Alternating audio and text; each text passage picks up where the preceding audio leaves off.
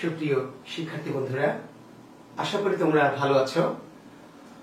তো আমি জুয়েল কিবরিয়া স্যার বাংলার ২৭তম বিসিএস শিক্ষা ক্যাডারের মাধ্যমে যোগদান করে সহকারী অধ্যাপক বাংলায় পদে কর্মরত আছি। তোমাদের সামনে হাজির হয়েছি কারণ সামনে তোমাদের অনেকগুলি বিসিএস পরীক্ষা। আমি বিসিএস পরীক্ষার্থী বা যারা পিএসসির পরীক্ষার্থী তাদের নানান ব্যাপারে কথাবার্তা বলি, কোনো বিষয় নিয়ে তাদের সমস্যা থাকে সমাধান করার চেষ্টা করি। তো সেই সূত্র ধরে যেহেতু সামনে অনেকগুলি বিসিএস পর তোমাদের সামনে হাজির হয়েছে, তোমরা নিশ্চয়ই পড়াশোনা করছো, পাশাপাশি অনেকেই অনেক বিষয় নিয়ে হয়তো টেনশনে থাকো। তো আমি বাংলা বিষয়গুলো নিয়ে শিক্ষার্থীদের সাথে কথা বলে থাকি, সেই সূত্র ধরেই আজকে তোমাদের সামনে হাজির হয়েছি। আশা করছি ব্যস্ততার মাঝেও যদি আমার সাথে এইটুকু সময় তোমরা থাকো তাহলে আমার মনে হয় তোমাদের ভালো লাগবে। আমি চেষ্টা করবো ভালো লাগাতে। তো তোমাদের জন্য আবার শুভকামনা থাকলো, শুভেচ্ছা থাকলো। আমি আজকে তোমাদের সামনে ব্যাকরণের একটি বিশেষ বিষয় সন্ধি, এটা নিয়ে একটু কথা বলবো। তো সন্ধি এটি কিন্তু শুনতে ভালো লাগে, শব্দটি সন্ধি শব্দের অর্থ মিলন, তোমরা জানোই। কিন্তু সন্ধি পড়তে গেলে কিন্তু এত ভালো লাগে না। সন্ধি পড়তে গেলে অনেকেই এত নিয়মের মাপে আছে, এত জটিলতা, এত কিছু, এর মধ্যে অনেক শিক্ষার্থী বিভ্রান্ত হয়, অনেকে অপছন্দ করে, পড়তে চায় না বা মনেও রাখতে কষ্ট হয়। আমি চেষ্টা করবো আজকে সন্ধিটাকে একটু তোমাদের সামনে একটু উপভোগ্য করে উপস্থাপন করার। আমার মনে হয় যে তোমরা যদি আমার ক্লাসটুকু করো, আর আমি অনেক খুব বেশি সময় তোমাদের কাছ থেকে নিবও না, আমি চেষ্টা করব বিসিএস পরীক্ষা কিংবা পিএসসির অন্যান্য গুরুত্বপূর্ণ পরীক্ষাগুলিতে যে নিয়মগুলি থেকে বেশি প্রশ্ন হয়, অর্থাৎ গুরুত্বপূর্ণ যে ধরনের নিয়মগুলি আমাদের লাগবে তোমাদের সামনের দিনগুলিতে পরীক্ষা অবতীর্ণ হতে হলে, সেই নিয়মগুলি তোমাদের সামনে একটু সহজ করে সরলীকরণ করে উপস্থাপন করার চেষ্টা করব। আশা করছি তোমরা আমার ক্লাসটি উপভোগ করবে। তো আমরা সন্ধি সম্পর্কে অনেক প্রাথমিক কথাবার্তা আছে, সন্ধি কত প্রকার, কি কি ইত্যাদি ইত্যাদি, সেই সমস্ত প্রচলিত বদবাধা কথা আমি পরিহার করছি, তাই না? কারণ ওই ধরনের কথাবার্তাগুলি তোমরা সবাই এমনিতেও জানো। আমি তোমাদের গুরুত্বপূর্ণ সময় ওই ধরনের অযথা কথা বলে নষ্ট করতে চাই না। আমি সরাসরি গুরুত্বপূর্ণ একটা পদ্ধতি মেথডে চলে যাচ্ছি। দেখো, আমার প্রথম যে নিয়মটি তোমাদেরকে করাবো, নিয়ম ১, সেটি হচ্ছে লিখে নিতে পারো তোমরা, জ ফলা ইজ ইকুয়াল টু রস্বই। এটুকুই নিয়ম। আমরা এই থাকলে এই হয়, এই থাকলে এই হয়, এটা থাকলে এটা হয়, এত কিছু জটিলতায় আমার যাওয়ার দরকার নেই। আমরা স্রেফ, আমি বলেছি, সরলীকরণ করে সন্ধিটি তোমাদের সামনে উপস্থাপন করবো। এটি আমার চ্যালেঞ্জ। দেখা যাক আমি তোমাদের সামনে এটি করতে পারি কিনা, এটি আমার। আমরা বলছি জ ফলা ইজ ইকুয়াল টু রস্বইকার। নিয়মটি কি? জ ফলা ইজ ইকুয়াল টু রস্বইকার। দেখো, শব্দটি হচ্ছে প্রত্যুত্তর। এটি আমাদের সন্ধি বিচ্ছেদ যদি আসে পরীক্ষা যায়, প্রত্যুত্তরের সন্ধি বিচ্ছেদ কি? আমি জানি যে তোমরা অনেকে হয়তো এটা আগে থেকে পারো, কিন্তু পারা আর জিনিসটা বোঝা কিন্তু একটু ভিন্ন। আমরা চাই একটু বুঝতে, যাতে আমরা প্রচলিত বা জানা জিনিসটাও পারবো, এবং সন্ধির অনেক অপরিচিত শব্দ, অপ্রচলিত শব্দ যদি পরীক্ষা আসে আমরা যেন পারি। অর্থাৎ আমি যদি বুঝে রাখি বিষয়টি, তাহলে কিন্তু আমার কমনের বিষয় থাকবে না। শব্দটি এলে আমি পদ্ধতিগতভাবে সেটি বিচ্ছেদ করতে পারবো, ঠিক আছে, বিশ্লেষণ করতে পারবো। তাহলে প্রত্যুত্তর, দেখো আমরা লিখেছি জ ফলা ইজ ইকুয়াল টু রস্বইকার। তাহলে আমার এখানে ত এর সাথে জ ফলা আছে, জ ফলার পরিবর্তে আমরা দিব কি? তাহলে জ ফলাটা কিন্তু এইখানে না, রস্বইকারটা এইখানে হবে না, জ ফলাটা ত এর। জ ফলাটা কার? ত এর। তাহলে আমরা রস্বইকার দিব কার সাথে? ত এর সাথে। জ ফলা কিন্তু একক নয়, অর্থাৎ ত এর সাথে যুক্ত ব্যঞ্জন। ফলে জ ফলার পরিবর্তে যে রস্বইকার, সেটা আমাকে দিতে হবে ত এর সাথে। ত এর সাথে দিলাম, কিন্তু ত এর সাথে আগে থেকে যে একটু রস্যকার আছে, একই ত এ রস্বই রস্য দুটো কি থাকবে? না, নিশ্চয়ই থাকবে না। একটা ব্যঞ্জন, একটা রস্বই আর একটা রস্য, দুটো তো দেওয়া যাবে না। রস্বই তো আমাকে দিতে হবে, নিয়ম।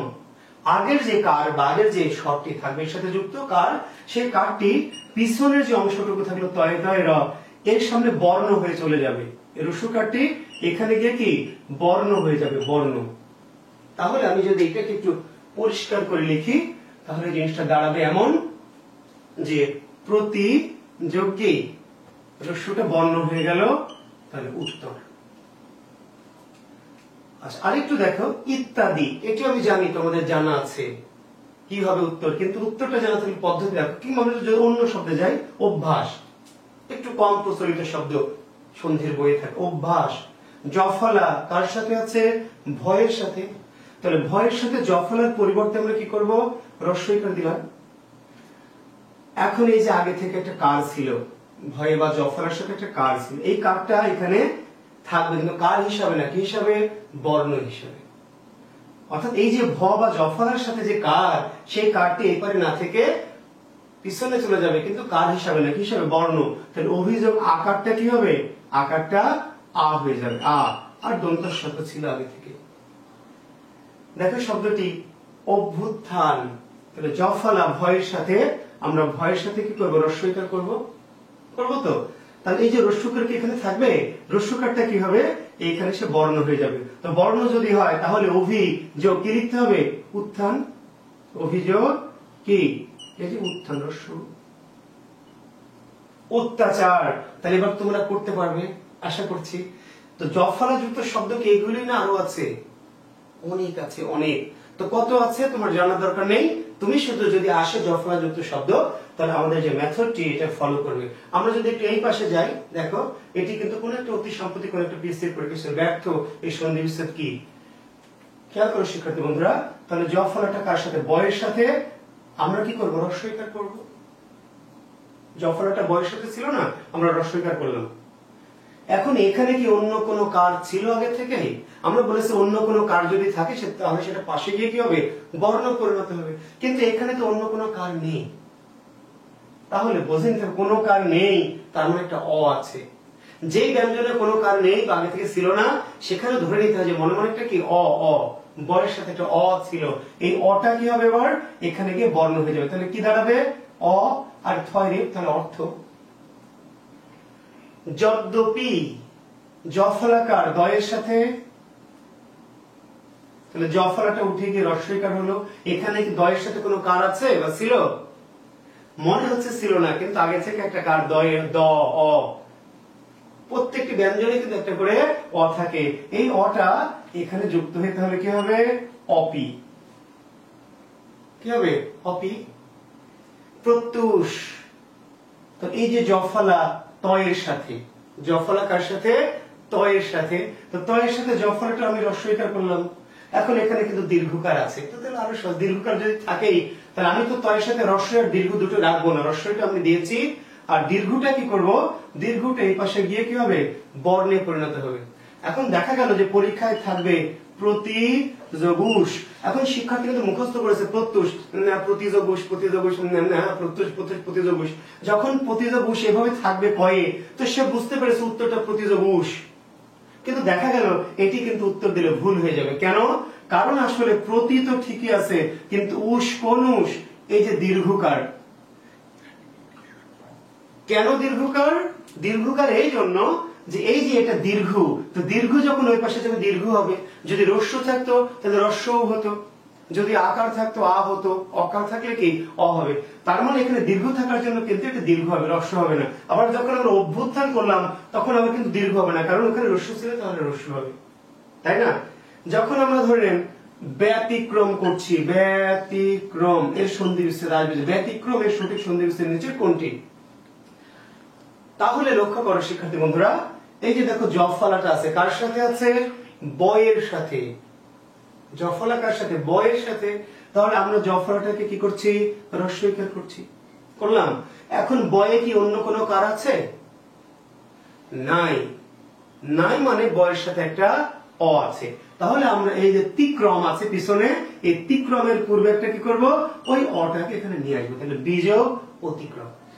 যখন শব্দটি আবার ব্যাঘাত হবে, ব্যাঘাত, তাহলে জফলাটা বয়ের সাথে চলে গেল বি যোগ এই কারটা কি হয়ে যাবে, আকার, তাহলে বিযোগ কি, আঘাত। একটু যদি একটু বড় শব্দ লিখি শিক্ষার্থী বন্ধুরা, দেখো একটি শব্দ হচ্ছে এমন, প্রত্যাবর্তন, প্রত্যাবর্তন। তাহলে এই যে জফলাটা তয়ের সাথে, তাহলে তয়ের সাথে জফলাটা কি হবে, রস্য হয়ে যাবে, তাহলে প্রতি। এখন তয়ে কিন্তু কার আছে, আকার, মানে এই আকারটা তো এদেরই, এদের সাথে যে আকার আ, এই আকারটা তখন কি হয়ে যাবে, আ, তাহলে আবর্তন। যদি আমরা বলি প্রতি কি, প্রত্যল্প, প্রত্যল্প, কিংবা কোনো হয়তো বই আরো একটা শব্দ আছে অত্যল্প, তাহলে প্রত্যল্প, অত্যল্প। তাহলে জফলাটা তয়ের, আমরা রস্বইকার করলাম, তয়ের সাথে রস্বইকার দিলাম, কিন্তু তয়ে কোনো কার এখানে দেখছি না মানে ধরে নেব একটা কি অ, তাহলে প্রতিযোগ অল্প। আবার অত্যল্প, তাহলে কি হবে অতিযোগ, এই যে এখানে কোনো কার আগে থেকে ছিল না, তো ওখানে আগে থেকে কোনো কার ছিল না বা নাই মানে ধরে নিতে হবে ওর সাথে একটা করে অ, যে অটাকে আমরা বলি লীন বর্ণ, অর্থাৎ এমন একটি বর্ণ যেটা থাকবে কিন্তু দেখা নাও যেতে পারে, তো এই অটা আমরা ধরে নেব। এখানে প্রতিযোগ কি, তাহলে প্রতিযোগ অল্প। একইভাবে অত্যাচার, বুঝতে পারছো, অতিযোগ আচার, প্রত্যাশা প্রতিযোগ আশা। তাহলে জফলাযুক্ত শব্দ যখনই আমরা বিচ্ছেদ করব তখন এরকম শব্দ আরো অনেক উদাহরণ আমরা দিতে পারবো। একটি নিয়মে আমরা হয়তো আধা ঘন্টা ধরে করবো, সেটা আমি চাই না। আমরা চাই যে আপনারা মেথডটি যদি বুঝে নেন ৫-১০টি শব্দের মধ্য দিয়েই, তাহলে আপনাদের কাজ কিন্তু কি কাজ, যে আমি যে মেথডটা দিচ্ছি আপনাদের কাজ হচ্ছে বাসায় গিয়ে আপনাদের যে বই পুস্তকগুলি আছে সঞ্জির, সেগুলো বের করবেন, করে জফলাযুক্ত শব্দ খুঁজে বের করে এই পদ্ধতিতে নিজেরা কি করবেন, একটু ভেঙে দেখবেন। ভেঙে দেখলে হবে কি, যে আপনার আত্মবিশ্বাসটা বাড়বে। অথবা যদি এমন কোনোটা মনে হয় যে এটি তো হচ্ছে না, যদি মনে হয় তাহলে আমার সাথে যোগাযোগ করতে পারবেন। আমরা যেটাতে দিচ্ছি ওখানে মেসেঞ্জারে আপনার মেসেজ করে আমাকে জানাতে পারবেন। আমার ধারণা এবং আমার বিশ্বাস, আমি যেহেতু বাংলা নিয়ে দীর্ঘদিন ধরে গবেষণা করছি, এর সাথে আছি, আমার বিশ্বাস যে এই পদ্ধতিটা আপনার জন্য খুবই ফ্রুটফুল হবে এবং ভালো লাগবে। কারণ অনেক মেমোরাইজ না করে আপনি এই পদ্ধতি দিয়ে এই শব্দগুলোকে ভাঙবেন। দেখেন আমি একটু নিচে দুটো শব্দ লিখেছি, আমি একটু দেখানোর চেষ্টা করছি যে দুটো শব্দ আমার নিচে আছে, একটু নদ্দম্বু, একটি মশাধার, একটু কঠিন শব্দ, একটু অপ্রচলিত বা কম প্রচলিত শব্দ নদ্দম্বু। জফলা আছে, মশাধার, এই দুটি শব্দের ক্ষেত্রে জফলাটা রস্বই না হয়ে দীর্ঘই হবে। এই ক্ষেত্রে একটু লিখবেন যে এই দুটো শব্দ জফলা ইজিক্যাল রস্বই আমরা লিখেছিলাম, কিন্তু এই দুটি শব্দের ক্ষেত্রে জফলাটা কি হবে, দীর্ঘই। বাকি সকল কথা কিন্তু কি আগের মতোই থাকবে। তাহলে একটু করে দেখি। দেখেন তাহলে জফলাটা কার সাথে আছে, দয়ের সাথে, তাহলে রস্বই দিয়েছি আমরা এতক্ষণ, এই দুটি শব্দের ক্ষেত্রে দয়ের সাথে আমরা দীর্ঘই দিব। আর এখানে কি অন্য কোনো কার আছে, আগে থেকে কোনো কার নাই। যদি কার যেহেতু নাই, কাজে ময় এবং রস্বর আগে আমরা একটা অ দিব। আমরা যদি এইটাতে যে দেখেন জফলাটা দন্ত শয়ের সাথে, তাহলে আমরা দন্ত শয়ের সাথে কি করছি, দীর্ঘইকার দিচ্ছি, রস্বই নদী দীর্ঘইকার দিচ্ছি। আর এই যে এদের সাথে কিন্তু একটা কার আছে, আকারটা এদের না, আকারটা কাদের, ধয়ের কিন্তু না, এদের। এদের যে কার আকার, সে আকারটা কি হয়ে গেল, আকারটা হয়ে গেল আধা। এখন যদি কেউ প্রশ্ন করে শিক্ষার্থী বন্ধুরা, আমরা যে বললাম জফলা ইজিক্যাল রস্বই, তাহলে এই দুটো ক্ষেত্রে দীর্ঘই কেন হলো? আসলে জফলা ইজিক্যাল রস্বই বা দীর্ঘ দুটি হতে পারে, কিন্তু ম্যাক্সিমাম ক্ষেত্রে কিন্তু রস্বই হয়। আমরা ঝামেলাটা পরিহার করব যে রস্বই দিব আর এক দুটি শব্দ যেখানে দীর্ঘই হয় আমি একটু আলাদা করে আমরা মনে রাখলাম, তাহলে আমাদের জটিলতাটা, যদি রস্বই বা দীর্ঘ দুটোই হয় আমি মনে রাখি, তাহলে কোথায় রস্বই কোথায় দীর্ঘ আমি কনফিউজ হয়ে যাচ্ছি বা আমার এলোমেলো লাগছে। আমি কিন্তু বলেছি সরলীকরণ করতে চাই, তো সরলীকরণ করতে গিয়ে আমরা এটি ভাববো যে জফলা যেগুলো রস্বই, তাহলে আমরা অনেক শব্দ, শত শত শব্দ যেগুলো জফলার জন্য রস্বই। এক দুটি শব্দ এখন কেন, কারণ বানানটাকে আসলে বানানের ফ্যাক্টর, মূল বানানকে অবিকৃত, অর্থাৎ এখানে যে রস্বইকার দিই, তো নদী বানান তো রস্বই না, নদী বানানকে দীর্ঘই। এই যে মসি, আমরা বলি ওশির সে মসি বলো, তাই না, সেই মসি মানে কালি বা কলম, তাহলে মসি বানানটা দীর্ঘইকার। ফলে মূল বানানকে অবিকৃত রাখতে গিয়ে জফলার জায়গায় কোন কোন ক্ষেত্রে দীর্ঘইকার হয়। তো সেটি উদাহরণ খুবই কমে, 1, 2, 3, 4টা। তো সেইগুলো আমরা যদি আলাদা করে নেই তাহলে আমি সরলীকরণ হয়ে গেল যে রস্বই দীর্ঘই, কোথায় রস্বই কোথায় দীর্ঘই না, জফলা ইজিক্যাল টু রস্বই, আর দুই একটি ক্ষেত্রে কি দীর্ঘই। তাহলে প্রশ্ন হবে নদ্দম্বুতে কোন কোন বর্ণের সন্ধি হয়েছে, কোন কোন বর্ণে। শিক্ষার্থী বন্ধুরা একটা জিনিস খেয়াল করবেন, যখন আমরা শব্দটাকে ভাঙতে পারবো তখন প্রথম শব্দের শেষ বর্ণ আর শেষ শব্দের কি প্রথম বর্ণের দুটোতে সন্ধি হয়। এই কথাটি আপনারা জানেন। সন্ধি কোন কোন বর্ণে হয়েছে যদি বলে, তাহলে বিচ্ছেদ করে আমরা দেখব প্রথম শব্দের শেষ আর শেষ শব্দের প্রথম। তাহলে নদ্দম্বু কোন কোন বর্ণে, দীর্ঘই যোগ অ, দীর্ঘই যোগ অ। যদি আপনাকে বলে প্রত্যাবর্তন কোন কোন বর্ণের সন্ধি হয়েছে, তো আপনি বিচ্ছেদ করে নেবেন, বিচ্ছেদ দেখলেন প্রতিযোগ আবর্তন, তাহলে এই শব্দের শেষ বর্ণ কি, প্রতি শব্দের শেষ বর্ণ কি ই, আর আবর্তনের প্রথম বর্ণ কি এই যে আ, তাহলে সন্ধি হয়েছে কি ই যোগ আ। এখন প্রতির যে শেষ বর্ণ ই সেটা জানেন তো, ত কিন্তু না, প্রতি, এই ইকার তয়ের কি পরে, অনেকে এটুকু বোঝে না। তো বিশেষ পরীক্ষা দিতে হলে আপনাদের ধ্বনি তত্ত্বটাকে ভালো বুঝতে হবে। আমরা ধ্বনি তত্ত্ব নিয়ে হয়তো একটা ক্লাস দেওয়ার চেষ্টা করবো আমি। আপনারা যেমন ধরেন প্রত্যল্প দিচ্ছে, প্রত্যল্প, তাহলে প্রতি শেষ বর্ণ কিন্তু ত নয়, শেষ বর্ণ কি ই, ই, তাহলে এখানে ই যোগ কি অ, তাহলে এখানে ই যোগ আ আর এখানে ই যোগ কি অ। ঠিক আছে শিক্ষার্থী বন্ধুরা, একটা জিনিস শুধু খেয়াল করবেন, এই জ ফলাটা কিন্তু যে কোনো জায়গায় থাকলে হবে না। জ ফলা ইজিক্যাল রস্বইকার, জ ফলাটাকে কোথায় থাকতে হবে, একটু মাঝামাঝি, একদম শব্দের মেপে মেপে মাঝখানে নয়, কিন্তু জ ফলাটা যেন মোটামুটি একটু মাঝামাঝি থাকে, সেটা একটু খেয়াল করবেন। তাহলে যদি শব্দের মাঝামাঝি জ ফলা থাকে তাহলে জ ফলাটা রস্বইকারে পরিণত হবে, সেটি আমরা দেখলাম।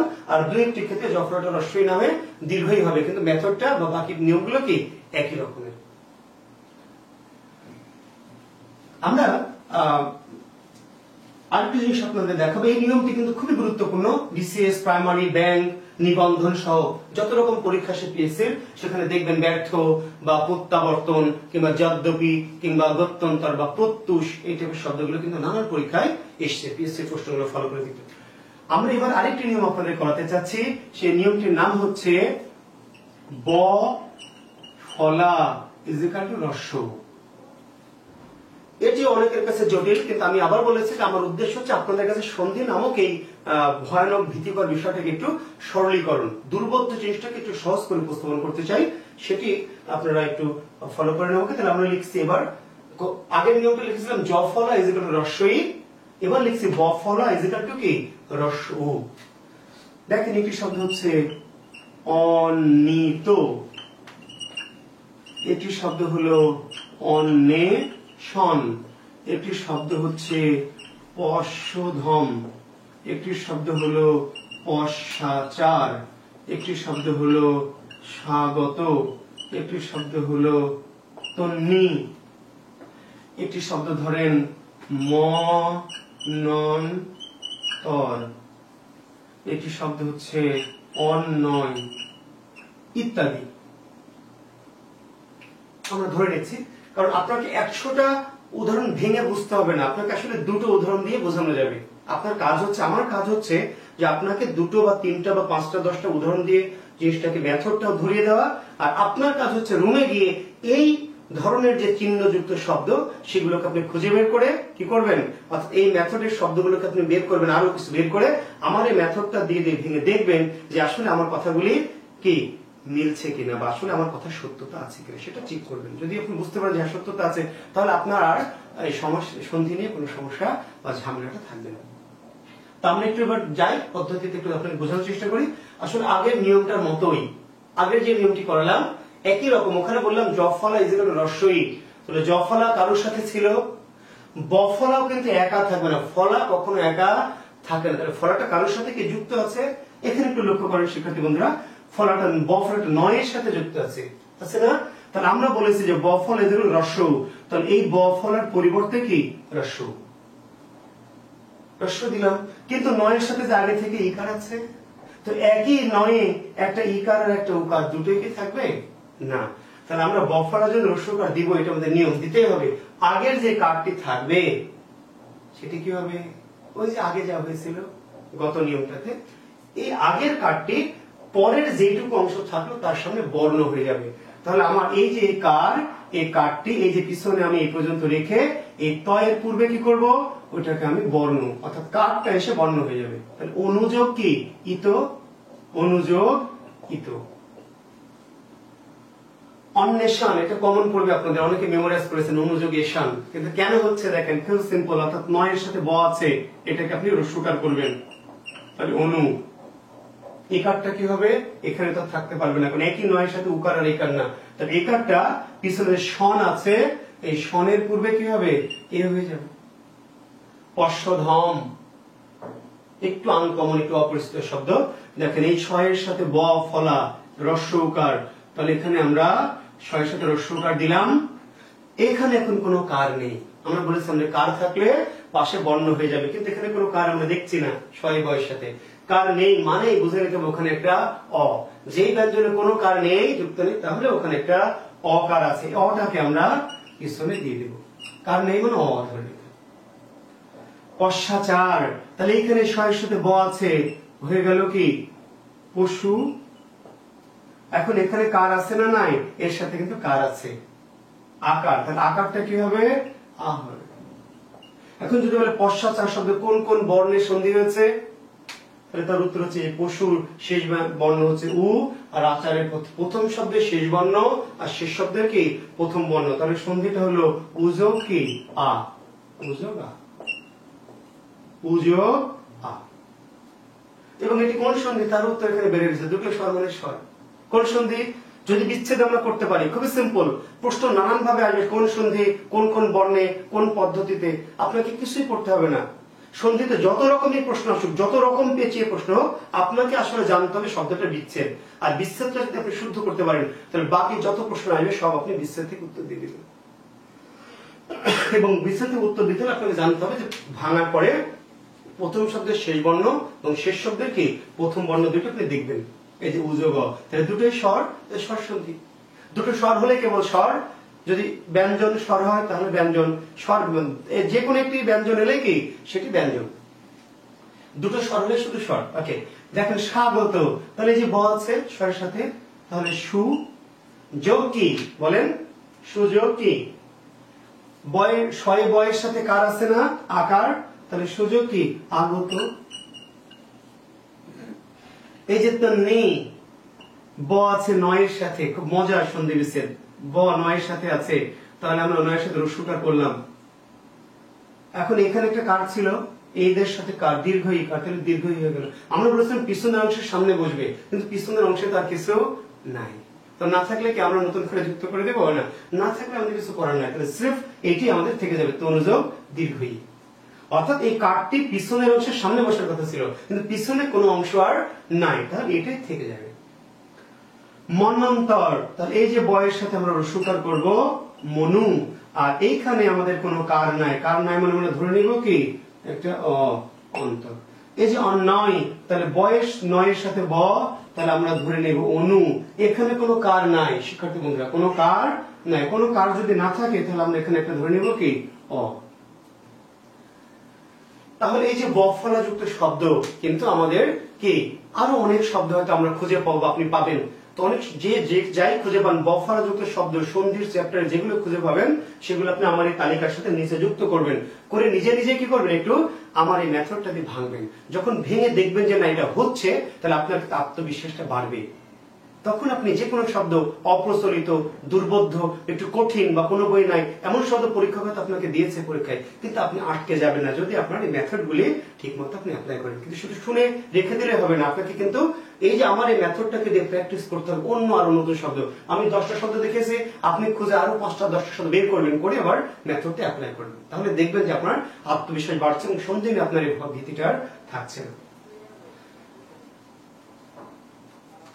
একটি নিয়ম, অনুসার ইজ ইকুয়াল টু, দেখেন ময়ে হস, অনুসার ইজ ইকুয়াল টু ময়ে হস, খুবই সিম্পল একটি নিয়ম।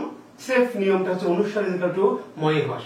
এখন দেখেন এই পরীক্ষায় আসছে সংসার, তো আমরা সবাই পারছি, সব শিক্ষার্থী প্রাইমারি যে পরীক্ষা দিবে সেও পারছে, বিশেষ দিবে, নিবন্ধন দিবে, সংসার সংযোগ সার জানা আছে, মুখস্থ আছে, সে বলে দিল সংযোগ সার।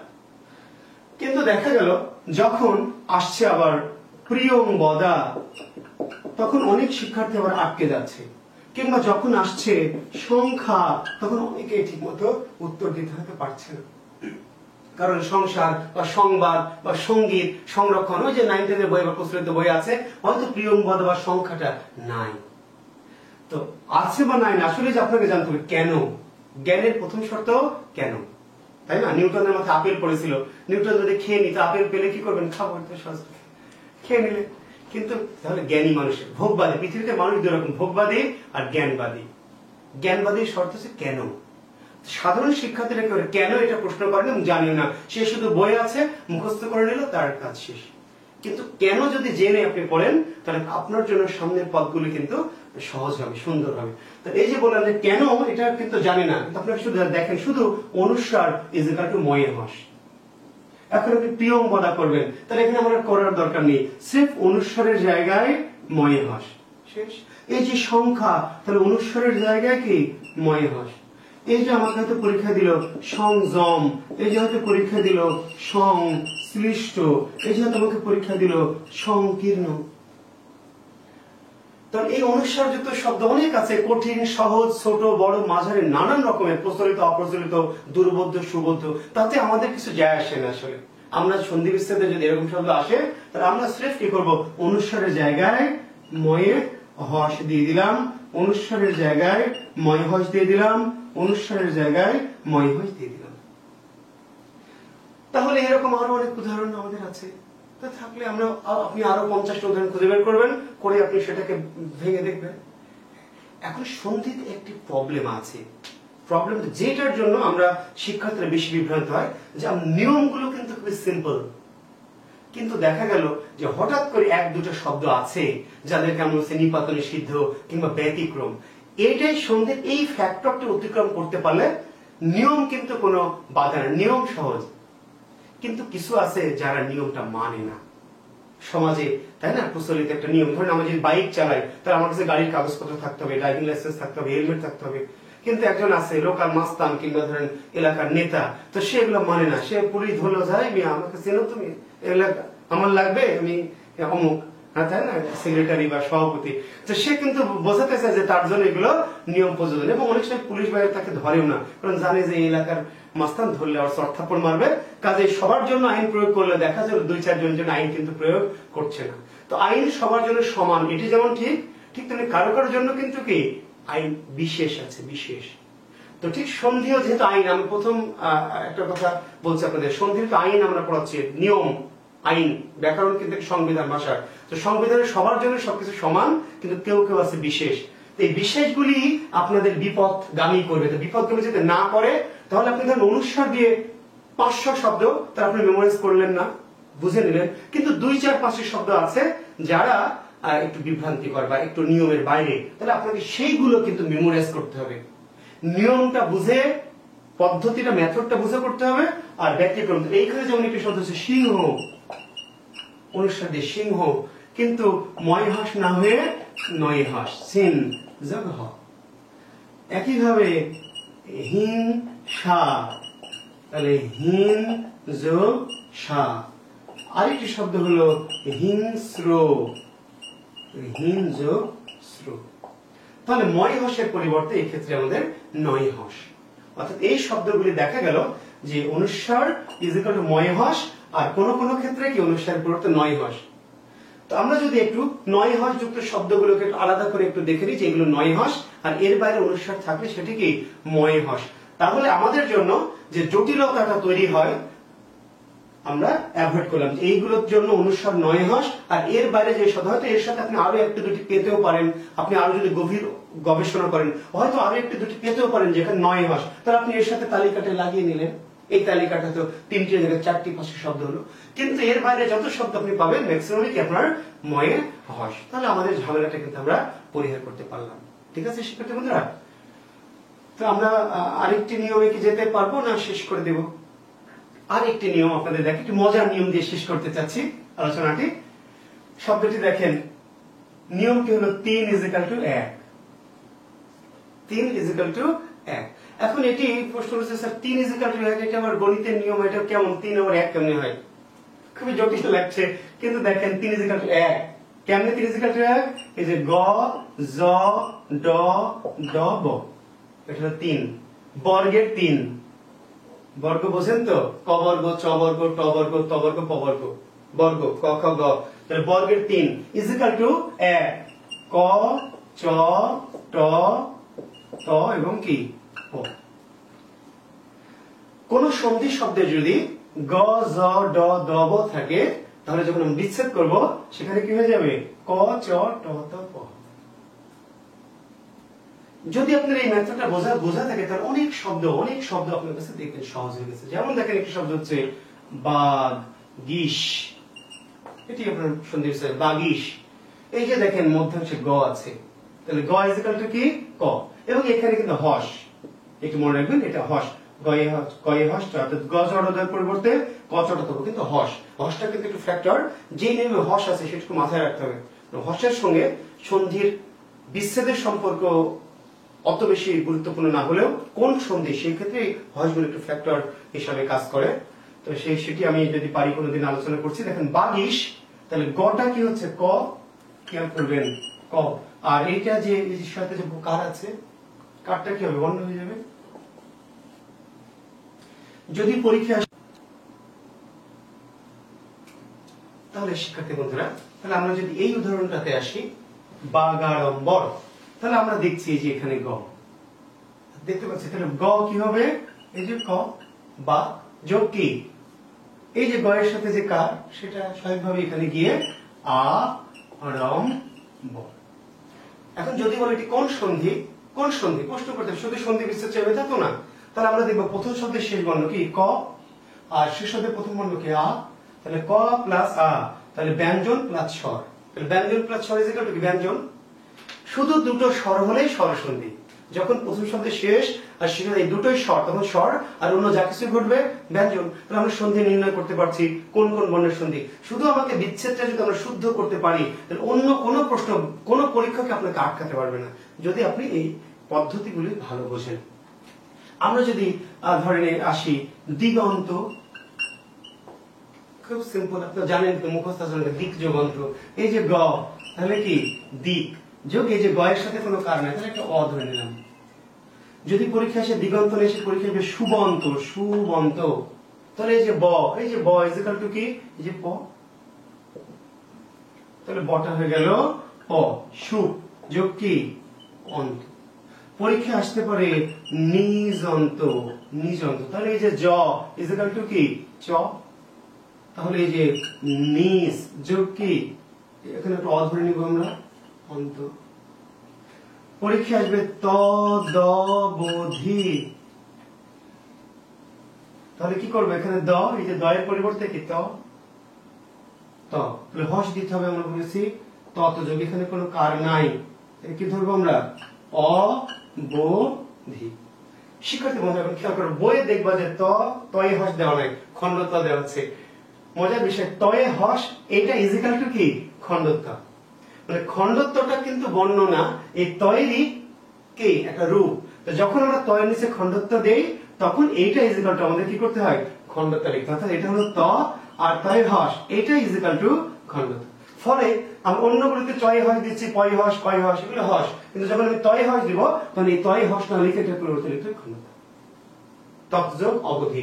যদি পরীক্ষা আসে তদন্ত, কি হবে বুঝতে পারছো, এই যে দ, তাহলে তয় তয় হস, তো তয় হসের বদলে আমরা লিখব খণ্ডত্ব যোগ কি, এখান থেকে অ ধরে নিব অন্ত।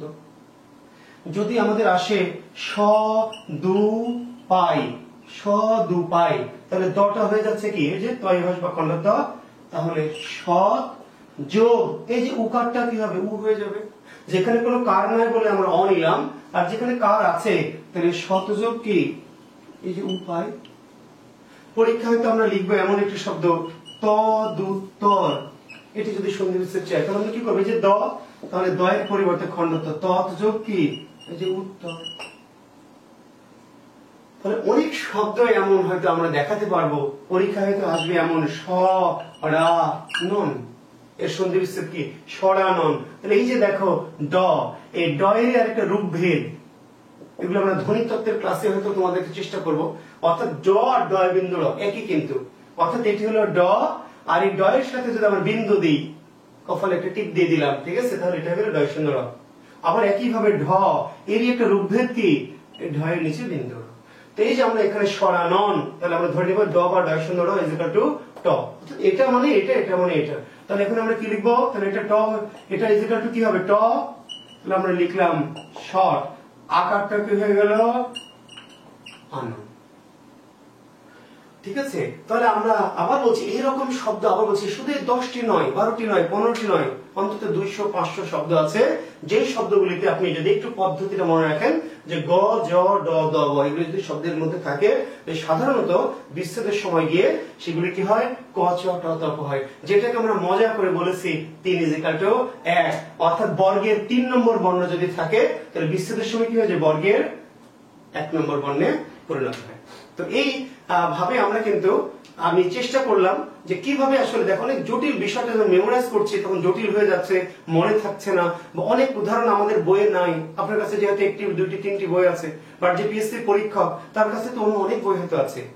শহীদুল্লাহর বই আছে, সুনীতি কুমারের বই আছে, মুনির চৌধুরীর বই আছে, হায়াত মোহাম্মদের বই আছে, আপনার কাছে তো প্রফেসর আছে, বোরাকল আছে, বা আরেকটা বই আছে। কিন্তু এমন এক উদাহরণ যেটা আপনার বই নাই, থাকতেও পারে, কারণ পরীক্ষক তো অনেক জ্ঞানী, অনেক কিছু সে জানে। কিন্তু পরীক্ষক যত কিছুই জানুক, আমরা যে মেথড বললাম যে আমার শব্দটি পরিচিতি হওয়ার দরকার নেই, শব্দটি আমার কমন আসার দরকার নেই, আমরা যদি সিম্বল গুলিকে মিলাতে পারি শব্দের মধ্যে থেকে, তাহলে অনায়াসে কিন্তু আমরা অপ্রচলিত বা দুর্বোধ্য একটু মানে যেটা আমাদের দেখা নেই এমন শব্দ আমরা সহজেই সন্ধি বিচ্ছেদ করতে পারবো, সন্ধি নির্ণয় করতে পারবো, এবং কোন কোন বর্ণে হয়েছে সেটি আমরা অনায়াসে উত্তর দিতে পারবো। তো আশা করছি আমরা চেষ্টা করেছি, তবে সন্ধির নিয়ম কিন্তু এগুলোই নয়, আর অনেক নিয়ম আছে। আমি চেষ্টা করলাম সংক্ষেপে তোমাদের অল্প সময়ে যে নিয়মগুলি আমার কাছে একটু বেশি গুরুত্বপূর্ণ মনে হয়েছে সেগুলি তোমাদের কাছে একটু শেখালাম। তোমরা একটু প্র্যাকটিস করে আগে দেখবে, যদি তোমাদের মনে হয় যে হ্যাঁ স্যার এই পদ্ধতিগুলো আমাদের ভালো লাগছে বা মজা লাগছে, তাহলে হয়তো আরো কোনো একটা দিন হয়তো হাজির হব সন্ধ্যের আরো কিছু গুরুত্বপূর্ণ নিয়ম নিয়ে। তো সে পর্যন্ত তোমরা ভালো থেকো, সুস্থ থেকো, সুন্দর থেকো। আল্লাহ হাফিজ।